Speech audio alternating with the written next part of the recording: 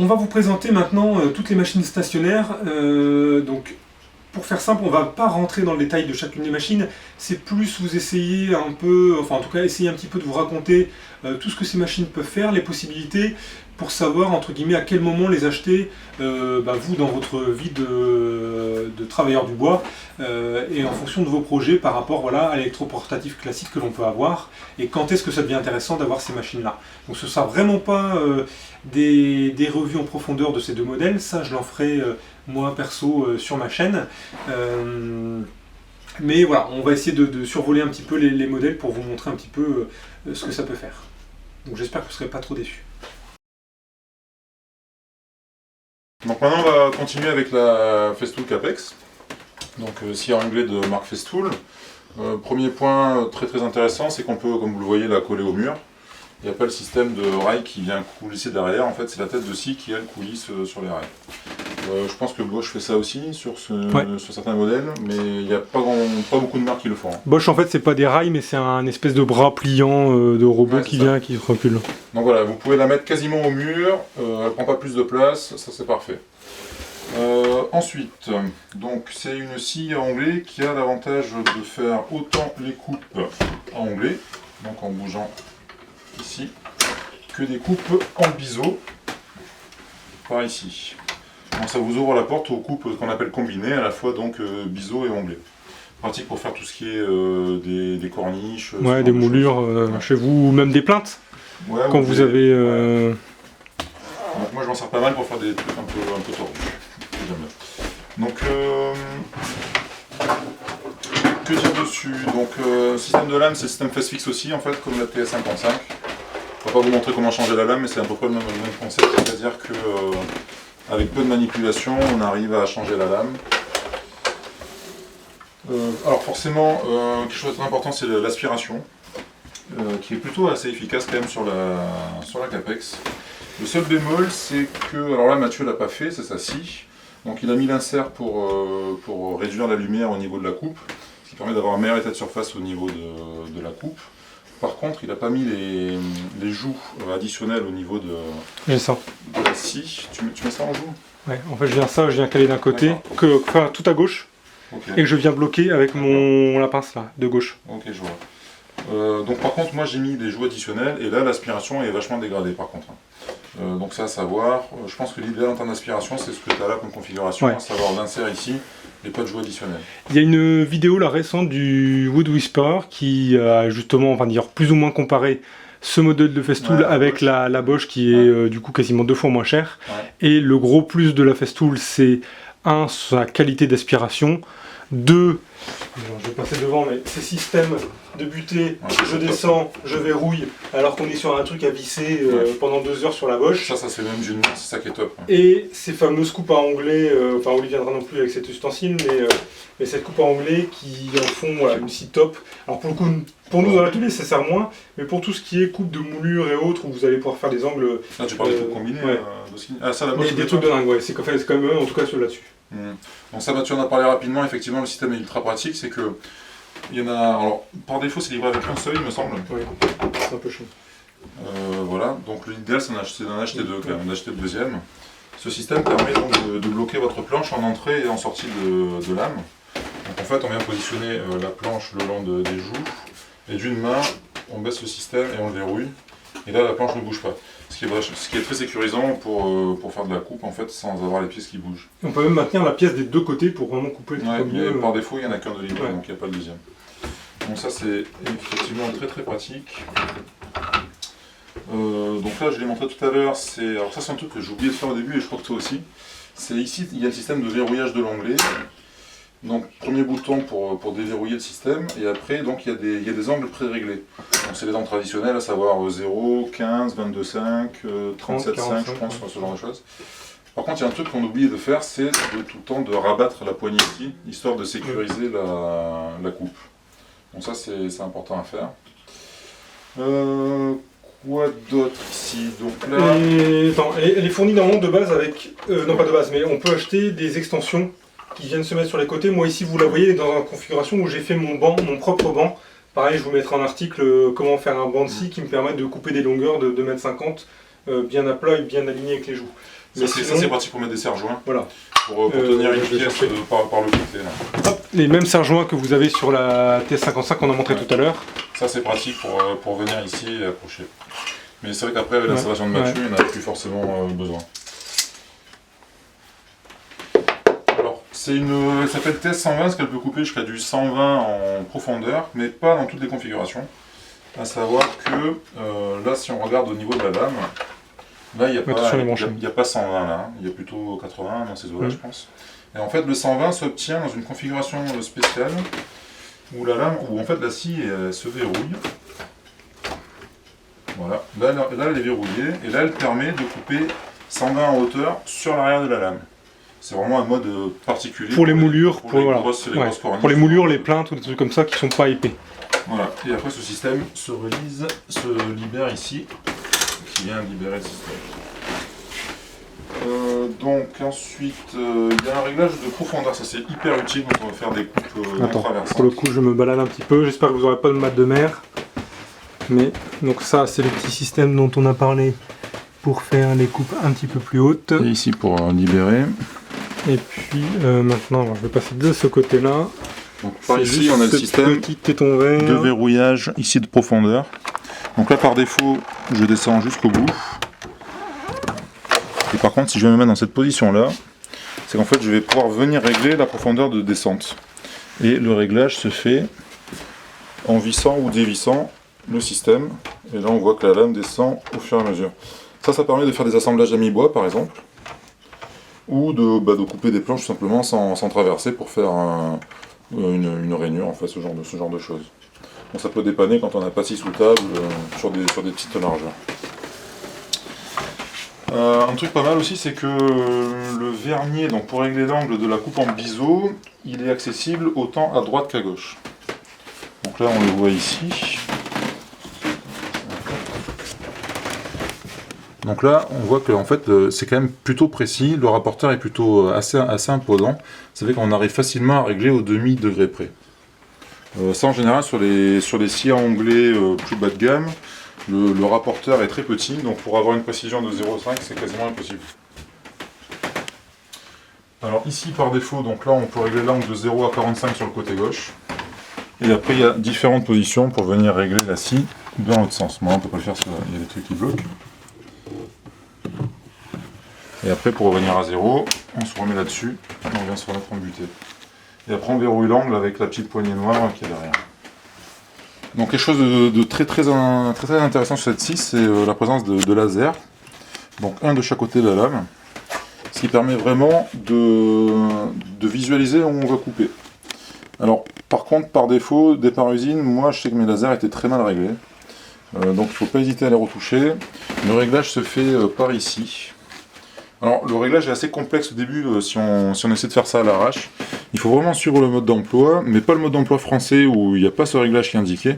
Il faut prendre ce qu'on appelle le Supplemental Manual, qui est disponible sur Festool USA il me semble, et qui explique vraiment bien le réglage des lasers. Mais ça c'est primordial de bien le faire. Et après il faut aussi vérifier le réglage parce qu'il a tendance à se dérégler justement. Alors après la technique c'est d'arriver à mettre un petit peu de vernis au niveau de la vis de réglage, histoire de bloquer le filetage. Ou du frein filé peut-être. Du frein filé, ouais. Donc ça, les lasers, vraiment très pratiques. Alors sur une planche droite, ok, bon, ça sert. Par contre, quand vous êtes sur des moulures très travaillées, ça permet vraiment de visualiser la coupe sur toute la taille de la moulure. Donc ça, franchement, c'est un peu le truc indispensable maintenant, je trouve. Perso, je les ai jamais réglés et je m'en sers quasiment jamais. Ah, je m'en sers tout le temps, hein. C'est fou. Hein. Parce qu'en fait, je préfère descendre ma lame, venir voir où elle tape par rapport à mon trait. Ouais, mais imagine que tu es sur une moulure très travaillée. Oui, ça je pourrais pas, c'est sûr. Genre ce genre de choses. Ouais, mais c'est pas ce que je fais en. Et imagine que tu es en coupe. C'est pas ce que je fais en atelier. Imagine que tu es en coupe biseau et onglet. Bah là, tu es content d'avoir un laser qui te montre précisément où tu descends. Quoi.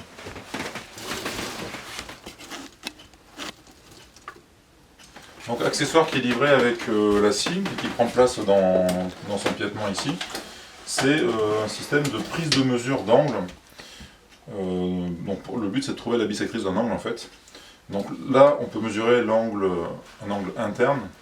J'ai l'impression que tu vas détecter les fantômes dans... Ouais, c'est ça. Par exemple exemple, il y a plein de trucs que je peux montrer. Non, j'ai pas... Voilà. Donc là, par exemple, vous êtes entre deux murs, vous voulez mesurer l'angle précisément, parce que les murs sont vraiment à 90 degrés. Vous vous positionnez là-dessus, vous sélectionnez votre angle, vous le verrouillez ici. Et ensuite, en venant céder du laser, cette fois, tu n'as pas le choix d'utiliser le laser ou pas. Ça permet de régler ensuite... Ah là, je ne peux pas tourner, c'est dommage. Dans l'autre sens. Ça permet de régler l'onglet sur la bonne mesure. Donc là on a vu que c'était pour un angle interne et ça fait aussi pour les angles externes en sortant les rallonges ici. Donc là on peut venir mesurer un mur par là. Donc ça vous voyez là chez vos copains là, qui ont mal bricolé et qui ont leur plainte avec un jeu de 4 mm au niveau de leur coin. C'est parce qu'ils sont dans l'ancien, ils ont un mur qui n'est pas forcément droit et du coup bah voilà, la coupe elle n'est pas à 45 mais elle est peut-être à 43,5 versus 46,5 et derrière à la fin on a un jour de 4 mm au niveau de la jointure des deux plaintes. Bon ça on voit bien avec ça que la scie est vraiment taillée pour de la corniche et de la moulure en fait. Ouais. Ça, effectivement, dans l'atelier, moi je m'en suis jamais servi, toi non plus, je pense, Mathieu. C'est censé être une scie qui est portative, ça fait quand même, je crois, quasiment 30 kg, donc bon. Non, moi je me rappelle de la construction de l'atelier où je devais la porter tous les matins là, pour aller venir bricoler ici. C'est quand même pas évident. Par contre, là où on voit qu'en fait elle est faite pour être manipulée, c'est qu'il y a un système pour la verrouiller, en fait, position de transport. Ouais. Bon, là, on ne pourra pas le faire parce qu'il y a des objets qui bloquent, mais il y a une position avec un système sur le côté baissé et qui prend pas trop de place, quoi. Ouais. Pour vraiment la replier en position glissée comme ça, il me semble. Ouais, c'est ça. Et ça est porté sur un côté sur un angle. Ouais. Avec le système, voilà, avec le système de goupille ici qui permet de verrouiller la scie en bas. Ce qui est important de voir, en tout cas par rapport à cette scie, c'est la scie anglée dans l'atelier. Est-ce qu'elle sert beaucoup ou pas? Je pense que si pour vos bricolages de base, vous n'avez pas besoin d'une scie sophistiquée et mettre ce prix-là. Parce que c'est quand même une scie, je crois, qui doit être à 1200 €. Hein. Ouais. Mais surtout si vous faites quasiment que des coupes droites. Par contre, perso, quand je vois les Américains qui sont avec leur scie sous table et leur espèce de sled, là, leur luge pour pouvoir faire leur coupe sur les côtés, moi je me dis, mais à chaque fois je ferai ça avec ça. Donc je pense que si vous avez qu'une scie circulaire, c'est le très bon, enfin c'est un complément idéal, voire indispensable pour les coupes. Parce que sur votre scie circulaire, vous allez pouvoir faire beaucoup dans la longueur, mais que sur le côté, ce sera peut-être un petit peu plus difficile, et les angles aussi. Donc au moins, on va dire les angles, on va dire la partie onglée, peut-être pas la partie biseau. Donc ça, c'est vraiment indispensable. Si maintenant vous avez une scie sous table, je pense qu'il y a énormément de coupes que vous allez pouvoir faire directement sur la scie sous table, et c'est là que vous allez pouvoir vous en passer. Après, c'est intéressant. Moi, des fois, je fais des coupes sur la longueur à la scie sous table, et je suis content de ne pas casser mon réglage et refaire une coupe juste transversale, et du coup je fais ça ici. Donc c'est intéressant, mais je pense que pour démarrer, si vous avez juste votre scie circulaire ou votre scie sauteuse, vous pouvez faire énormément de choses, je pense que vous pouvez facilement vous en passer. Si vous avez une scie sous table, je pense que voilà, ça peut, c'est pas très utile. Vous allez pouvoir faire 99% du boulot directement sur la scie avec des systèmes de sled de luge différentes pour pouvoir couper dans ce sens-là, dans ce sens-là. Là, vous allez pouvoir trouver plein de choses. Voilà. C'est vrai. Après, voilà, l'intérêt, c'est quand on la monte comme ça sur un banc, je dois couper, là par exemple, pour mon vaisselier, 10 pieds de la même longueur. Je mets mon système de butée, là c'est un système Craig que je peux venir viser comme ça avec directement mes dimensions. Je viens claquer mes pieds, taf, je fais mes coupes et je sais qu'elles sont exactement toutes à la même dimension sans avoir mesuré. Donc là, ça prend vraiment tout son sens. Et là, pour le coup, je peux me taper des longueurs, là je crois quasiment 2,20 m que je pourrais pas faire sur la scie sous table. Donc voilà, il y a quand même un intérêt. Si vous démarrez, je pense que c'est pas la peine d'acheter ça en priorité. Acheter quand même un truc correct, peut-être pas premier prix. Moi j'avais commencé, j'avais une Dexter que j'avais acheté pour faire mon parquet, donc juste pour couper vraiment les lames sans besoin de précision, parce que derrière il y a la plainte qui vient au-dessus, c'est pas gênant. Dans l'atelier, prenez quelque chose de plus précis. Après, est-ce que vous avez vraiment besoin des coupes biseau que vous allez pouvoir faire autrement? Je pense que le principal c'est surtout les coupes à anglais. Donc voyez cette partie là. Après celle-là elle est vendue aussi avec des lames pour couper l'alu. Donc si vous avez des profilés en alu à couper, ça peut être intéressant. Attention, c'est pas pour couper des profilés acier, hein. Je parle vraiment des métals mous comme l'alu. Voilà un petit peu. Donc voilà, c'est vraiment super complément pour la scie circulaire. Si vous la scie sous table, vous pouvez vous en passer 99% du temps. Alors maintenant je vais vous présenter la scie à ruban.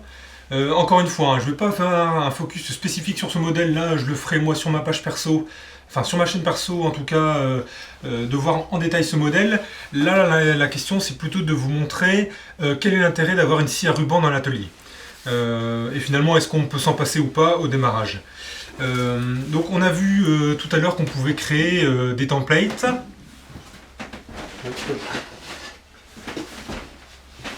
Donc voilà, un template ici de guitare qui a été fait à la scie à ruban. Comme vous pouvez le voir, c'est une forme que j'aurais pu tout à fait faire à la scie sauteuse. Donc encore une fois, finalement, j'aurais pu me passer de la scie à ruban. L'intérêt de cette fameuse scie à ruban dans nos ateliers, ça va être pourquoi ? Il va y avoir deux choses. Ça veut dire si vous voulez travailler avec voilà, des bûches ou en tout cas des rondins de bois que vous allez couper dans votre jardin ou trouver, ça va vous permettre ici de venir les refendre et de les couper pour pouvoir faire des planches qui vous serviront ensuite, une fois qu'elles seront sèches bien sûr, et puis dégauchées et rabotées, de pouvoir faire des projets avec le bois de votre jardin ou en tout cas de votre forêt. Hein. On ne sait jamais si vous avez une forêt près de chez vous. Donc ça peut être très intéressant en tout cas pour cette partie-là. Le gros intérêt également d'une scie à ruban, ça va être ce qu'on appelle la refente. C'est-à-dire que si je prends une planche comme ça et que je n'ai pas besoin de cette épaisseur, comment je peux faire pour couper ça, pour la couper voilà, ici en deux dans la largeur. Ça, avec une scie circulaire, c'est pas possible. Avec une scie sauteuse, ce serait vraiment la galère aussi. Pourquoi ? Parce que vous n'avez pas beaucoup d'appui, hein, c'est pas très large. Et puis sur une scie sur une scie sous table, ça fait déjà aussi pas mal de hauteur et potentiellement c'est un petit peu chaud à la fin. Donc là, c'est là, on va dire entre guillemets, le domaine de prédilection d'une scie à ruban, c'est que vous allez pouvoir ici refendre. Voilà, votre bois comme ça, vous allez le passer, puis à la fin vous aurez deux planches que vous allez pouvoir venir raboter des deux faces sur lesquelles il y a eu la coupe. Voilà. Donc ça c'est vraiment le gros plus de la scie à ruban. Derrière vous avez normalement un guide parallèle qui est vendu avec, un guide aussi pour les angles, pour venir bouger toutes ces parties-là. Bon, ça fait quoi maintenant ? Ça fait 6 mois que je l'ai, donc j'ai pu l'utiliser sur différents projets. Donc j'ai pas bien sûr l'exhaustivité de ce qu'on peut faire, mais voilà, on peut faire beaucoup de choses. Après, si vous voulez faire des découpages, par exemple, pour faire des lettres ou des logos ou des trucs comme ça, encore une fois, hein, c'est des trucs que potentiellement vous pourriez faire à la scie sauteuse ou éventuellement une scie en chantournée. Donc, ça peut être intéressant en tout cas d'avoir ça dans l'atelier. C'est pas primordial pour commencer. Encore une fois, c'est un outil que, une fois arrivé, vous vous dites comment j'ai fait pour m'en passer, c'est trop bien, on peut faire plein de choses. Donc là, c'est sûr, si vous voulez faire un petit avion en bois pour votre enfant, vous allez pouvoir venir faire vos coupes tranquilles. Si vous voulez faire, je sais pas moi, une espèce de cuillère en bois pour la cuisine, c'est pareil, ça va être hyper pratique pour venir faire vos coupes comme ça tout le long régulièrement. Si vous regardez par exemple du Di Resta sur YouTube, c'est son outil de prédilection, donc il l'utilise beaucoup pour beaucoup de choses, donc voilà, donc c'est très intéressant. Après, si vous démarrez, c'est pas primordial à avoir dans l'atelier. Si vous avez une scie sauteuse, vous allez déjà faire beaucoup de choses, et puis si vous n'avez pas besoin de travailler avec du gros bois brut qu'il faut refendre, voilà, c'est pas gênant non plus. Ça peut servir également si vous achetez, là du coup ça me revient, donc des gros plateaux en chêne, donc dans une scierie, hein, et pour lequel vous allez devoir couper tout ce qui est aubier, etc. Si votre plateau il est plus gros que les 50 cm que vous pouvez faire par exemple avec votre TS ou toute autre saute circulaire, ça va vous permettre ici de venir couper cette partie-là à la scie à ruban. Donc sur les scies à ruban, c'est des lames, c'est en fait des espèces de grandes lames en rouleau là, qui bougent. Vous avez différentes lames, hein. Vous avez des lames qui sont plutôt larges, d'environ 1 cm, 1,5 cm, qui sont des lames pour refendre justement, hein, dont on a parlé tout à l'heure. Et après des lames qui sont beaucoup plus fines, qui font 5-6 mm, et qui permettent de faire des coupes beaucoup plus précises et de pouvoir beaucoup plus jouer sur les arrondis au moment des découpes. Ensuite, il y a le nombre de dents qui compte, et puis l'écartement, bon je ne vais pas rentrer dans les détails là-dessus, mais voilà ce qu'on peut faire avec ça dans l'atelier, c'est quand même très pratique. Et comme je vous l'ai dit, hein, je referai une petite vidéo, moi perso de ce modèle-là de chez Le Mans, la SRU 355. Donc je vous referai une petite vidéo spécifique sur le sujet. Allez, on passe à la suite. Alors passons maintenant à la scie sous table.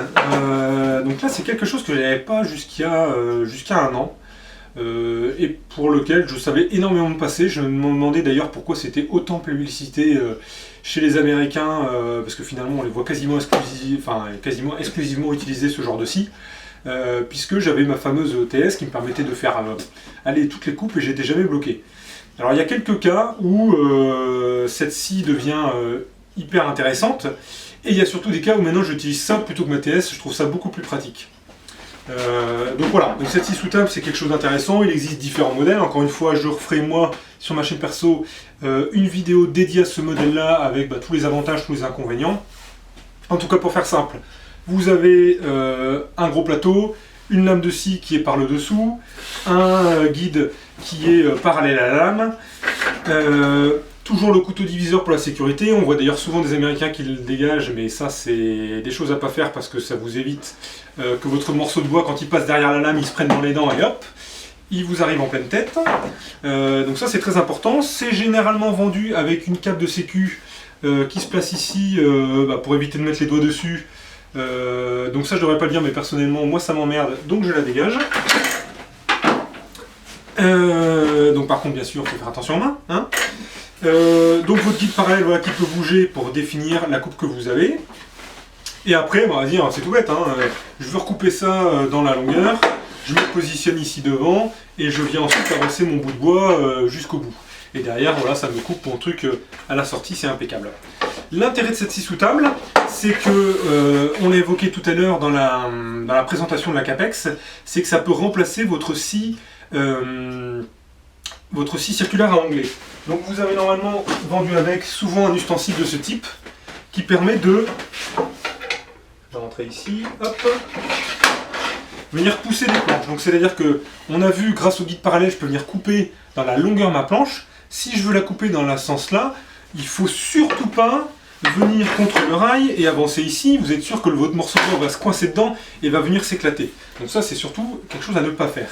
Quand vous voulez couper dans le sens de la largeur, vous venez utiliser cet outil-là et sur lequel vous venez avancer, vous le venez mettre en butée et vous venez avancer contre votre lame. Et il ne faut pas que ce bout de bois soit contre le guide parallèle parce que c'est là où vous allez avoir des soucis, votre morceau de bois va d'ailleurs se coincer entre les deux et à nouveau kickback, donc c'est la pièce qui se prend dans la lame et puis elle est éjectée au fond de l'atelier.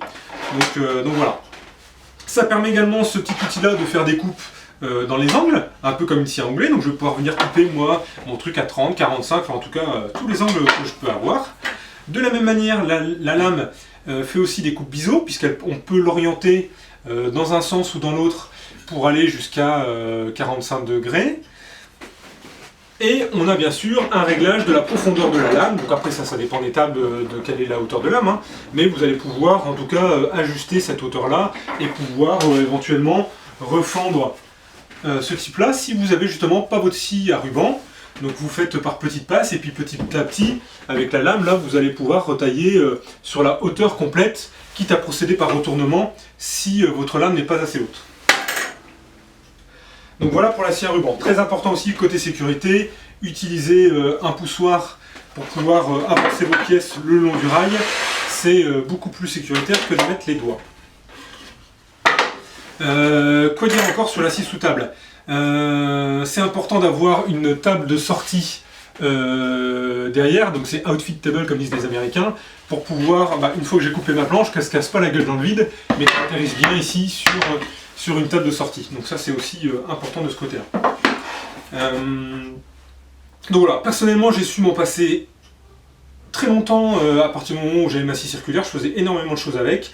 Par exemple pour couper, je sais pas moi, une planche, aller pour faire un dressing ou autre. Si la planche était à 30 de large et que je voulais la couper à 28, je prenais mon rail et puis allez c'est parti. Là c'est sûr qu'aujourd'hui je vais plutôt prendre ma scie sous table, je vais la régler ici à 28 et puis je vais venir avancer ici ma planche complète pour venir tailler sur le côté. Ça c'est sûr que c'est plus pratique dans ce sens là et puis c'est surtout qu'une fois que j'ai mis mon rail de ce côté là, je vais pouvoir enchaîner mes coupes en étant toujours à la même distance de la lame sans devoir remesurer et puis comme le dit l'adage, moins on mesure plus on est précis. Donc voilà un petit peu pour tout ce qu'on peut faire en tout cas avec une scie circulaire. Il y a énormément de choses à faire avec ce qu'on appelle ce que les Américains appellent les sleds. En fait c'est des espèces de, la traduction en français serait plutôt luge, mais des espèces de gabarits en bois qui viennent ici glisser sur les rails qui sont de chaque côté de la lame. Donc vous allez pouvoir avoir un gros plateau global sur lequel vous allez pouvoir venir faire des coupes comme ça pour couper des coupes en travers du bois. Vous allez aussi pouvoir faire des espèces de systèmes qui va vous permettre donc de venir faire des coupes ici. Je vais baisser un peu ma lame du coup. Si on imagine je veux faire un assemblage à queue droite entre ces deux pièces là, faire un assemblage ici comme ça, en fait je peux venir avec un système, bien sûr il faut que ce soit maintenu, hein, et on avance comme ça le long de la lame et on va venir faire mes creux, on va dire mes créneaux, pour ensuite pouvoir assembler ces deux pièces ensemble. Donc ça, vous pouvez regarder des vidéos par exemple de Mathias Wandel qui fait pas mal de choses sur le sujet, avec des espèces de jig maison, là, avec une espèce de roue crantée qui permet de tourner à chaque coup et d'avancer la pièce au fur et à mesure pour faire ces fameuses queues droites. Donc il y a pas mal de systèmes à faire sur cette partie-là. On a aussi des gens qui, j'appelle quand même détournent l'utilisation, mais qui font des moulures avec ça. Donc si vous avez une gros tassou comme ça, qui en fait se servent de la table, non pas dans ce sens-là, mais dans l'autre sens, et qui viennent passer petit à petit, alors bien sûr en ayant des espèces de guides de chaque côté du bois pour éviter qu'ils sautent dans tous les sens, et le passe sur la lame dans l'autre sens pour créer des arrondis ou des effets comme ça sur les moulures. Vous pouvez regarder notamment des vidéos de Joe Brigham Design qui fait pas mal de choses comme ça pour des façades de tiroirs qui ont un aspect un peu vague d'océan, et qui fait ça comme ça à la scie sous table dans ce sens-là. Donc c'est pas très... c'est pas pour ça que c'est prévu à la base, mais en tout cas il y a beaucoup de gens qui l'utilisent dans ce sens-là. Donc c'est un outil qui est quand même hyper dangereux, pour moi le plus dangereux de l'atelier, donc là il faut vraiment faire gaffe à ça, parce que voilà, vous voyez la lame dépasse en permanence, et si vous mettez les mains dessus, là je me permets parce que mon disjoncteur est coupé, voilà, c'est potentiellement très très dangereux, et il y a beaucoup de gens qui perdent des doigts à cause de ça. Donc voilà un petit peu pour la scie sous table. Donc voilà, c'est bien de l'avoir par la suite, mais si vous ne l'avez pas au départ et que vous avez votre scie circulaire, comme d'hab, vous pouvez faire déjà énormément de choses. Donc c'est pas indispensable, mais comme toujours, une fois qu'on l'a, on arrive à trouver des nouvelles utilisations, des nouvelles combines, et pouvoir faire en tout cas des nouvelles choses. Bon, j'espère que je vous ai pas trop frustré là, avec cette petite présentation light de la scie sous table et de la scie à ruban. Vous inquiétez pas, hein, je referai vraiment sur ma page perso moi une présentation beaucoup plus complète, en tout cas de ces produits spécifiquement. Donc c'est la Bosch et puis l'Allemand pour la scie à ruban. Et comme ça on pourra voir ensemble tous ces détails, parce que maintenant c'est des machines que j'ai depuis plus de 6 mois. Et donc j'ai vraiment le retour d'expérience pour vous dire vraiment ce que j'aime bien et surtout ce que j'aime pas sur ces machines. Bon, j'ai abandonné Mathieu quelques instants pour vous présenter la scie à chantourner, qui est une scie un peu particulière dans le sens où la lame est très très petite et permet de faire des virages très très serrés. Ça, c'est un modèle Excalibur de la marque General International. C'est une marque américaine ou canadienne, je ne sais pas. C'est la concurrente directe de Wegner, donc c'est de la grosse qualité. Il n'y a peut-être pas besoin d'avoir aussi gros comme modèle. Par contre, je vais vous montrer les avantages qu'elle a et ce dont il faut tenir compte avant d'acheter une scie à chantourner, de ne pas prendre un modèle trop limitatif. Donc, je propose un petit tour d'horizon de la scie. Donc voilà, une scie à chantourner se caractérise par ce qu'on appelle son col de cygne. Donc c'est la zone ici qui vous permet de mettre des bois de plus ou moins longue taille pour les travailler. Ensuite ici, nous avons la lame. Donc comme on le voit, elle est très très très étroite. Et ici, un petit circuit qui permet de souffler de l'air sur la zone sur laquelle on travaille. Alors là, j'ai volontairement supprimé le guide qui tient... je vais vous le montrer ultérieurement. J'ai volontairement supprimé le guide qui permet de caler le bois, c'est qu'en fait, il ne permet pas de travailler dans des bonnes conditions. Donc là, on a le levier qui permet de libérer la lame. Donc selon les modèles de scie, c'est par-dessus ou par-dessous. Sachant que la lame donc, est attachée ici et attachée par-dessous là. Je profite d'être dessous pour vous montrer en fait la particularité de cette scie, c'est que elle permet d'incliner la coupe à droite ou à gauche, là où la plupart des modèles traditionnels ne permettent de l'incliner que dans un sens. Donc le réglage est très facile, il suffit de desserrer cette molette, et ensuite de la tourner. Et là on constate que la scie s'incline à droite ou à gauche. Sachant que là c'est bien la lame qui s'incline et non pas la table, comme sur certaines scies, d'ailleurs la plupart, même les Wegner, où en fait c'est la table qui s'incline. Du coup avec une table droite c'est quand même beaucoup plus facile de guider sa pièce. Donc après, il y a un système de vernier pour régler le zéro. Je ne sais pas si on le voit à l'image. Voilà, donc si on continue un petit passage sur la scie, ici on a l'interrupteur, et là le système qui permet de faire varier la vitesse. Ça aussi, ça peut être pas mal intéressant selon ce qu'on travaille et l'épaisseur du bois. Et ça, pareil, toutes les scies ne l'ont pas. Et à l'arrière, ici, on a la molette qui permet de régler la tension de la lame. Sachant qu'une bonne tension pour une lame de scie en tournée, normalement, vous devez l'entendre quasiment comme une corde de guitare. Autre option super intéressante, c'est la pédale, qui permet d'allumer la scie avec le pied, un peu à la manière d'une machine à coudre. Ouais, je vais vous montrer. Voilà, ça permet vraiment de démarrer, d'arrêter le travail quand on en a envie, plutôt que d'à chaque fois de venir toucher l'interrupteur qui est là. Donc ça, pareil, c'est une option, si vous en avez la possibilité, prenez-la. C'est vraiment très très très utile. Autre particularité des scies en tournée, c'est qu'il y a deux modèles. Il y a les modèles où les lames n'ont pas d'ergot. En l'occurrence, c'est celle-ci. Donc vous voyez que là, donc, la lame est très très fine, comme vous le voyez. Et en bout de lame, ni en haut ni en bas, j'ai pas d'ergot. C'est juste une petite plaque métallique. Il y a d'autres aussi qui ont des ergots. L'inconvénient des ergots, c'est qu'en fait, quand on travaille en plein milieu du bois, là, l'ergot ne gêne pas pour passer la lame. Ça veut dire qu'on peut commencer sur un trou très très petit, sans que ça gêne le passage de la lame. Par contre, quand on a une lame avec ergot, ça oblige à partir sur un trou beaucoup plus gros, je pense au moins 5-6 mm. Donc l'avantage est clairement aux lames sans ergot. Donc là, je vais vous montrer la variation de vitesse.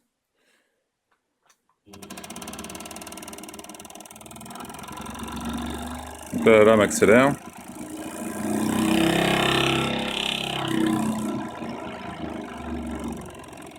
Voilà, un des défauts de ce système là, c'est pour cette scie en l'occurrence, c'est que quand la lame va trop vite, la scie vibre. Parce que là en fait elle est sur le piétement qui est fourni en option. Par contre, il en général préconise de fixer en fait la scie directement sur quelque chose de beaucoup plus stable quand on veut vraiment l'utiliser à vitesse maximale. Et là effectivement quand on dépasse la moitié de la vitesse, ça commence un peu à vibrer. Donc ça c'est un petit défaut du piétement standard que je vous montre là et que j'avais aménagé avec un petit caisson pour stocker, sinon cet espace-là était libre, et donc ça faisait quand même pas mal de place de perdu. Hop. Ensuite, autre option, enfin qui n'en est pas une, mais à laquelle il faut penser, c'est d'acheter une lampe, si possible une lampe assez puissante, et avec un système de loupe, qui vous permet de vraiment voir ce que vous faites. Parce qu'en fait, la scie en tournée, donc la lame est tellement petite, qu'à un moment ou à un autre, au niveau de la vision, ça commence à fatiguer un peu l'œil. Donc le fait d'avoir une loupe éclairée comme ça permet de vraiment travailler dans de bonnes conditions, sans éprouver de fatigue visuelle. Pour vous montrer un peu plus ce qu'on entend par colle de cygne, pardon, c'est effectivement la place disponible entre la lame ici et le fond de la scie, et ce qui permet de placer des morceaux de bois plus ou moins grands. Donc en fait là vous voyez, j'ai un morceau de bois qui fait plus de 30 cm, il passe facile. Ce qui va faire la différence entre une scie en tournée et une autre, c'est justement la taille de ce col de cygne. Donc forcément, plus le col de cygne est important, plus vous travaillez sur des pièces importantes, sachant que lors du travail, vos pièces vont devoir tourner. Donc c'est pas parce que votre morceau est pas très large que ça va passer. Quand vous allez vous retrouver avec le morceau dans la longueur, votre morceau a beau être étroit, s'il est trop long, ça passera pas. Alors petit exemple pour montrer l'avantage d'une lame sans ergot. Là sur la planche, vous voyez, j'ai percé un trou vraiment très petit en diamètre 2. Et là, le fait d'avoir une lame sans ergot, ça me permet de passer la lame dans le trou et de pouvoir commencer ma découpe à cet endroit-là. Si j'avais une lame avec ergot, je ne pourrais pas utiliser un trou si petit. Donc selon ce qu'on a à découper, on peut être plus ou moins précis avec une lame qui n'a pas d'ergot. Voilà pour la présentation de la scie en tournée. Autre détail dont je n'ai pas encore parlé, c'est le plateau. Il faut qu'il soit suffisamment lisse pour que la pièce de bois glisse bien. Donc ça c'est aussi un point à vérifier quand vous achetez une scie, ça doit prendre un plateau qui soit suffisamment bien usiné et qui permette justement de balader la pièce de bois sans problème. Parce qu'effectivement en scie en tournée, on est tout le temps en train de changer l'angle d'inclinaison du bois par rapport aux dents de la lame.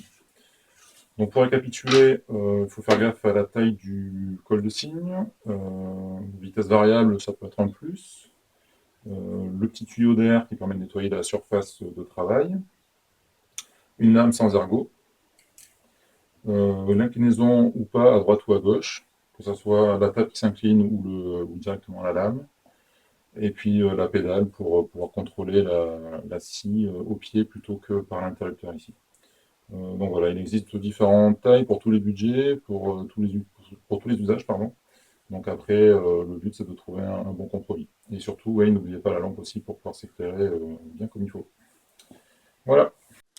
Je vous montre rapidement le système qui est prévu sur toutes les scies à la base pour tenir le bois. C'est ce système-là, composé de cette tige et de ce système pour plaquer. En fait, voilà, le but c'est que le bois soit pris là-dessous, histoire qu'il soit calé et qu'il ne puisse pas remonter comme ça avec la lame qui puisse s'entraîner vers le haut. Le problème, c'est que comme on est tout le temps en train de tourner autour quand on coupe avec une scie à chantourner, ce système-là devient vite fatigant, vite pénible, et au final, une fois qu'on prend l'habitude, on peut l'enlever et savoir qu'il faut à chaque fois presser le bois sur la table pour avancer. Et voilà, donc on s'en passe largement. Donc ce truc-là, je m'en suis servi peut-être 10 minutes et je l'ai enlevé. Bon alors petite conclusion maintenant, donc on a pu voir les différents outils, hein, enfin entre guillemets du thème scie. Donc les premiers c'était tout ce qui était outils électroportatifs, donc scie sauteuse, multitool, scie sabre, scie à ruban portative et puis scie circulaire portative. On a vu ensuite un petit focus particulier sur les scies circulaires et notamment les scies circulaires plongeantes. Et pour finir, donc tout ce qui était les scies stationnaires, donc scie sous table, scie à ruban et puis scie à onglet électrique. Alors on espère qu'on vous a pas déçu parce qu'on n'a pas vu, on n'a pas fait entre guillemets une revue particulière de chacun des outils, parce que de toute façon on ne peut pas avoir tous les outils du monde. Je sais que souvent on est en commentaire, alors j'essaye de répondre, hein, mais on n'a pas tout testé. Nous ce qu'on aime bien c'est vraiment vous parler des outils qu'on a pu tester. Donc là on a revu la scie TS55, on la pratique depuis 5 ans, donc là on a plaisir à en parler parce qu'on sait vraiment ses avantages, ses inconvénients. On ne peut pas le faire pour toutes les marques. Donc là du coup on est passé plus sur un mode général ou générique, où on essaye de vous présenter un petit peu les typologies d'outils et quels sont leurs intérêts dans la vie du bricoleur que nous sommes, que vous êtes, que ce soit dans votre maison ou pour construire des meubles. Donc pour résumer, si vous voulez démarrer, de toute façon, prenez toujours, encore une fois, les outils en fonction de votre besoin. Principalement, si vous démarrez, une perceuse visseuse, une ponceuse, et derrière, alors soit une scie sauteuse plus une scie circulaire. Et avec ça, vous allez pouvoir faire énormément de choses. Perso, j'ai commencé comme ça, je pense que tu as quasiment commencé comme ça. Et derrière, avec ça, allez, rouler jeunesse, on fait pas mal de trucs. Cette expression à 2 balles, mais bon, c'est pas grave. Donc vous allez pouvoir faire beaucoup de choses par rapport à ça. Une fois que vous avez ces premiers équipements, vous allez, en fonction des besoins et des fonctions des projets que vous faites, vouloir d'autres choses. Et puis une fois que vous avez ces outils, vous allez pouvoir faire d'autres choses aussi. Donc c'est important de le voir aussi dans ce sens-là.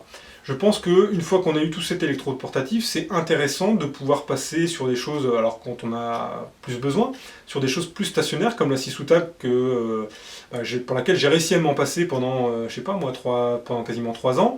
Ça m'a pas manqué. Maintenant que je l'ai, je ne saurais plus m'en passer. Donc là, effectivement, vous créez un besoin que vous aviez pu auparavant faire différemment, vous en sortir. Pareil, la scie à ruban. Si vous avez votre scie sauteuse, vous avez énormément de choses que vous allez pouvoir déjà faire. Ouais, ça dépend. Hein. Tu dois refondre une bûche avec. Oui, on ne peut pas refondre une bûche, mais là pour le coup, on prend vraiment un cas particulier. Si on veut faire vraiment la découpe pour faire, je sais pas moi, des lettres pour mettre à l'entrée de quelque chose ou faire une découpe pour un gabarit, entre guillemets, vous pouvez le faire à la scie sauteuse. Donc entre guillemets, on arrive toujours à trouver une solution. Donc, ne vous dites pas « Ah oui, mais j'ai vu telle vidéo de machin, il a tel outil que j'ai pas, donc du coup je peux pas le faire. » Mais non, on a tous commencé avec 2-3 outils, on s'est démerdé comme ça, et puis petit à petit, on achète son matos, et puis on avance comme ça en fonction des projets. Donc voilà, donc si on devait résumer un petit peu, vous commencez donc avec la perceuse, perceuse visseuse, ponceuse, scie sauteuse. Si vous pouvez tout de suite, scie circulaire. Je pense qu'avant d'acheter une scie à onglet, partez plutôt, et d'ailleurs vous pouvez regarder la paire outils sur ce sujet-là, mais une défonceuse. On va dire pour avancer, là, au moins vous allez faire pas mal de choses. Et puis après, peut-être votre scie circulaire à onglet. Si vous voulez tout de suite partir sur une scie sous table, pas besoin de la scie à onglet. Après, ça va dépendre aussi de la place dans l'atelier. Hein. Ça va dépendre aussi de la place que vous avez chez vous. Si c'est une scie sous table, il faut quand même de la voilà, place. ça prend la place. La scie à ruban aussi, là, du coup, on est dans des grosses machines, donc il faut une pièce qui est dédiée. Ouais. Mais voilà, ce sont des outils qui sont intéressants, et une fois qu'on les a, on leur trouve plein de nouvelles utilisations. Donc c'est aussi ça qui est intéressant. En tout cas, vous allez pouvoir petit à petit ouvrir vos possibilités dans le plaisir, en tout cas, de travailler le bois. Voilà. On espère que cette vidéo vous aura plu. Si vous avez des commentaires, n'hésitez pas à les laisser. Voilà, mettez-les en commentaire là-dessus. On se fera un plaisir de vous répondre. Exactement. On va m'étaler aussi le prochain thème de la vidéo que vous aimeriez avoir. Là, pour le coup, on a fait une vidéo en 2 parties parce qu'il y avait beaucoup de choses à dire. Donc déjà qu'on parle beaucoup, alors si en plus, voilà, là les 2 heures, ça va être un petit peu compliqué sur YouTube. Donc du coup, tout est en 1 partie, enfin en 2 parties. Et on se retrouve pour un prochain apérouti. Oui, on se retrouve pour un prochain apérouti. Après, voilà, encore une fois, j'espère qu'on vous a pas déçu et que vous attendez pas le fait qu'on décrive à 100% tel outil. Moi, personnellement, sur ma chaîne, je ferai peut-être des vidéos particulières, par exemple sur la SAR, sur la scie sous table. Après, là, on veut pas forcément rentrer dans les détails d'un modèle, mais plus, voilà, de matière générale, qu'est-ce qu'on peut faire avec une scie sous table, qu'est-ce qu'on peut en attendre, et finalement, quel est l'intérêt pour vous qui démarrez, ou pour vous qui êtes amateur et qui aimeriez passer à la vitesse supérieure. Voilà. À bientôt. Allez, au revoir. Ciao.